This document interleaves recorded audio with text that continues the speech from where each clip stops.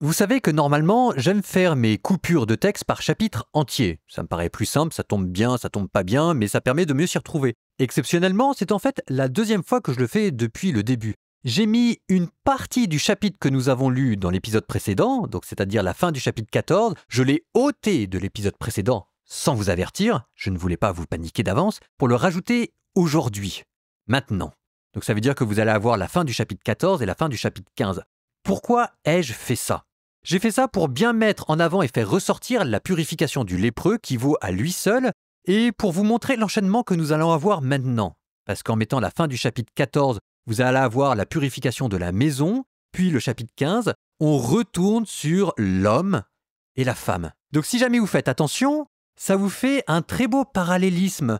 Dans cette question de pureté et d'impureté, on a d'abord commencé par parler des animaux, puis ensuite impureté de la femme, impureté de l'homme, impureté des vêtements, le centre, purification des lépreux, dont on a parlé, et maintenant nous remontons en sens inverse, purification de la maison, qui correspond aux vêtements, purification de l'homme, atteint de lèpre, purification de la femme, atteint de lèpre. Ça vous fait comme une structure en V, et au fond de l'entonnoir, il y avait la purification du lépreux, ce qui vous redit son importance. Et maintenant, on remonte la pente. Mais vous allez voir maintenant comment est-ce que le thème nouveau dont je vous ai parlé est décliné à travers la maison, l'homme et la femme, toujours cette histoire d'oiseaux relâchés, d'oiseaux immolés, qui continue d'introduire Yom Kippour, dont il sera question demain. Et avec ça, écoutez, vous avez tous les éléments pour maintenant vraiment profiter de la lecture au maximum.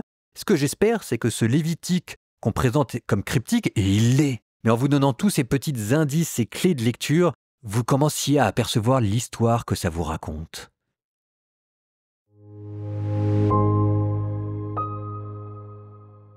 Le Seigneur parla à Moïse et à Aaron et leur dit : « Lorsque vous serez rentrés dans le pays de Canaan, que je vous donne en propriété, si je mets une tache de lèpre dans une maison de ce pays dont vous avez la propriété, le maître de la maison ira annoncer au prêtre : « Il me semble qu'il y a comme une tache dans ma maison. » Avant que le prêtre entre pour examiner la tache, il ordonnera de vider la maison afin que rien de ce qui s'y trouve ne devienne impur. Après quoi le prêtre entrera pour examiner la maison.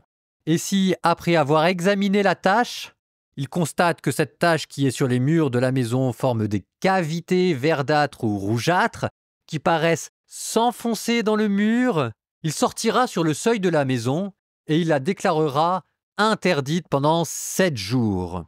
Le 7e jour, le prêtre reviendra et si après examen il constate que la tache s'est étendue sur les murs de la maison, il ordonnera que l'on retire les pierres ayant des taches et qu'on les jette hors de la ville dans un lieu impur.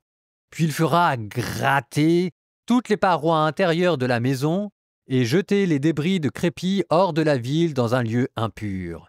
On prendra d'autres pierres pour remplacer les premières et un autre crépi pour enduire la maison. Et si la tache prolifère à nouveau dans la maison, après l'enlèvement des pierres, le décapage et le recrépissage de cette maison, le prêtre entrera pour l'examiner et s'il constate que la tache s'est étendue, c'est une lèpre maligne dans la maison. Celle-ci est impure. On démolira la maison, ses pierres, sa charpente et tout le crépi. On portera le tout hors de la ville dans un lieu impur. Quiconque entrera dans la maison pendant tout le temps où elle aura été déclarée interdite sera impur jusqu'au soir. Quiconque y dormira devra laver ses vêtements, de même, quiconque y mangera devra laver ses vêtements. Mais si le prêtre entre pour l'examiner et constate que la tache ne s'est pas étendue dans la maison après le recrépissage, il déclarera la maison pure, car la tache est guérie. En vue du sacrifice pour la faute concernant la maison, il prendra 2 oiseaux, du bois de cèdre, du cramoisi éclatant et de l'hysope. Il immolera un des oiseaux sur un pot d'argile en dessus d'une eau vive. Il prendra le bois de cèdre, l'hysope, le cramoisi éclatant et l'oiseau vivant, et les plongera dans le sang de l'oiseau immolé et dans l'eau vive. Puis il fera 7 fois l'aspersion sur la maison. Après avoir purifié la maison avec le sang de l'oiseau, l'eau vive, l'oiseau vivant, le bois de cèdre, l'hysope et le cramoisi éclatant, il relâchera l'oiseau vivant hors de la ville, dans la campagne. Il accomplira ainsi le rite d'expiation sur la maison et celle-ci sera pure. Telle est la loi concernant toutes les taches de lèpre et de teigne, la lèpre des vêtements et des maisons, les tumeurs, dartres et pustules. Elle fixe les durées concernant l'impureté et la pureté. Telle est la loi sur la lèpre. Le Seigneur parla à Moïse et à Aaron et leur dit : Parlez aux fils d'Israël, vous leur direz : si un homme a un écoulement dans ses organes sexuels, l'écoulement sortant de son corps est impur. Et voici en quoi consistera l'impureté résultant de son écoulement, que son corps laisse échapper l'écoulement ou le retienne, il est impur. Tout lit où se couchera l'homme atteint d'un écoulement sera impur, et tout ce sur quoi il s'assiera sera impur. Un homme qui touchera ce lit devra laver ses vêtements et se baigner dans l'eau. Il restera impur jusqu'au soir.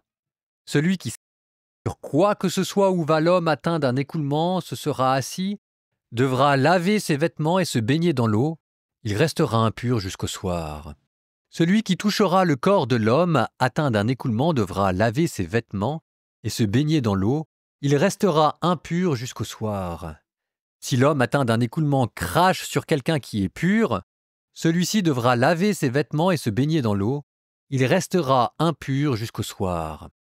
Tout tapis de sel utilisé pendant un voyage par l'homme atteint d'un écoulement sera impur. Quiconque touchera à quelque objet qui se sera trouvé sous cet homme sera impur jusqu'au soir.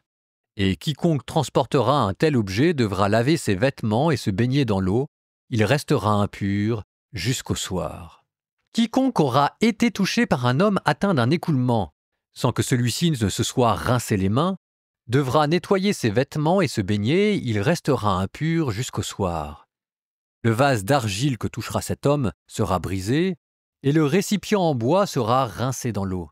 Lorsqu'un homme atteint d'un écoulement en est délivré, il comptera 7 jours pour sa purification, il lavera ses vêtements et baignera son corps dans l'eau vive, alors il sera pur. Le 8e jour, il prendra 2 tourterelles ou 2 jeunes pigeons et viendra devant le Seigneur à l'entrée de la tente de la rencontre pour les donner au prêtre. Avec les oiseaux, le prêtre fera de l'un un sacrifice pour la faute et de l'autre un holocauste. Le prêtre accomplira ainsi sur l'homme le rite d'expiation devant le Seigneur. Et si l'homme a eu un épanchement séminal, il devra se baigner tout le corps dans l'eau. Il restera impur jusqu'au soir. Tout vêtement et tout objet de cuir atteint par l'épanchement séminal devra être lavé à l'eau. Il restera impur jusqu'au soir. Quand un homme et une femme auront une relation sexuelle, ils devront se baigner dans l'eau, ils resteront impurs jusqu'au soir. Lorsqu'une femme a un écoulement, que du sang s'écoule de son corps, elle restera pendant 7 jours dans sa souillure. Quiconque la touchera sera impur jusqu'au soir. Toute couche sur laquelle elle s'étendra durant ses règles sera impure, tout ce sur quoi elle s'assiera sera impur. Quiconque touchera son lit devra laver ses vêtements et se baigner dans l'eau et restera impur jusqu'au soir. Quiconque touchera quelque objet sur lequel elle se sera assise devra laver ses vêtements, se baigner dans l'eau et rester impur jusqu'au soir. Si quelqu'un touche ce qui se trouve sur le lit ou ce sur quoi elle est assise, il sera impur jusqu'au soir. Si un homme couche avec elle, la souillure de ses règles l'atteindra. Il sera impur pendant 7 jours, et tout lit sur lequel il se couchera sera impur. Lorsqu'une femme aura un écoulement de sang pendant plusieurs jours, hors de la période de ses règles, ou si elle a un écoulement qui se prolonge au-delà de la période de ses règles, elle sera impure tant que durera cet écoulement, de la même manière que pendant ses règles. Tant que durera cet écoulement, tout lit sur lequel elle se couchera sera impur, comme il en est pour son lit pendant ses règles, et tout ce sur quoi elle s'assiera sera impur comme pendant ses règles. Quiconque les touchera sera impur, il devra se laver ses vêtements et se baigner dans l'eau. Il restera impur jusqu'au soir. Lorsque la femme sera délivrée de son écoulement, elle comptera 7 jours, alors elle sera pure. Le 8e jour, elle prendra 2 tourterelles ou 2 jeunes pigeons qu'elle apportera au prêtre, à l'entrée de la tente de la rencontre. De l'un des oiseaux, le prêtre fera un sacrifice pour la faute, et de l'autre un holocauste. Le prêtre accomplira ainsi sur elle le rite d'expiation devant le Seigneur pour l'écoulement qui la rendait impure. Vous avertirez les fils d'Israël de leur impureté, afin que, à cause d'elle, ils ne meurent pas en rendant impure ma demeure qui est au milieu d'eux. Telle est la loi concernant celui qui a un écoulement et celui qui a un épanchement séminal et qui en deviennent impurs. La loi concerne aussi celle qui est dans la souillure de ces règles, la femme ou l'homme qui a un écoulement et l'homme qui couche avec une femme impure.